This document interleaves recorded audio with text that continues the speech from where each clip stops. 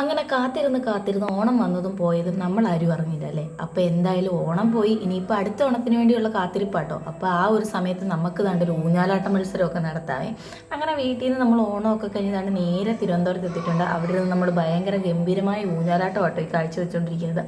അങ്ങനെ ഓരോരുത്തരെയും നമ്മുടെ ചിറ്റപ്പൻ ഇങ്ങനെ ആട്ടിക്കൊണ്ടിരിക്കുകയാണ്. അങ്ങനെ കാശിക്കൂട്ടനെ ഒറ്റയ്ക്ക് ഇരുത്താൻ പറ്റാത്തതുകൊണ്ട് തന്നെ മടിയിൽ കയറ്റിയിട്ട് ആട്ടുക കേട്ടോ. അങ്ങനെ ഓരോ സമയം ഓരോ പ്രതീക്ഷയായിട്ട് ഇങ്ങനെ ജീവിച്ചുകൊണ്ടിരിക്കുകയാണ്. അപ്പോൾ ഇനിയിപ്പം അടുത്ത ആഘോഷം വരുന്നത് എന്താണെന്ന് വെച്ച് കഴിഞ്ഞാൽ ക്രിസ്മസും കാര്യങ്ങളും ഒക്കെയാണ്. അപ്പോൾ അതിനു മുമ്പ് ഈ ഊഞ്ഞാലാട്ടവും കാര്യങ്ങളും ഒക്കെ നിൽക്കും കേട്ടോ. അപ്പോൾ ഈ ഊഞ്ഞാലാട്ടം എന്ന് പറഞ്ഞു കഴിഞ്ഞാൽ ഭയങ്കര ആകാംക്ഷ നിറഞ്ഞ ഒന്നാണല്ലോ. ഭയങ്കര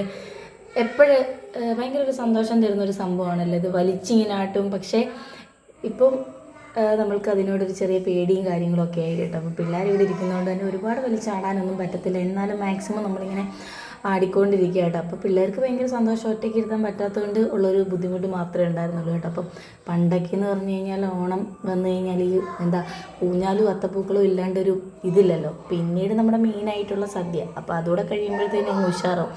അങ്ങനെ ഊഞ്ഞാലാടി ഇതിൻ്റെ ലാസ്റ്റ് ഭയങ്കരമായ ഒരു ട്വിസ്റ്റ് ഉണ്ട് കേട്ടോ. അപ്പോൾ ഇത്രയും നേരം നമ്മളെല്ലാവരും ആട്ടിക്കൊണ്ടിരുന്ന ചിറ്റപ്പനെ ഞാൻ എൻ്റെ സർവ്വകണ്ട ആരോഗ്യം എടുത്ത് ഊഞ്ഞാലാട്ടി ഞാൻ അവിടെ ഇരുന്ന് കേട്ടോ.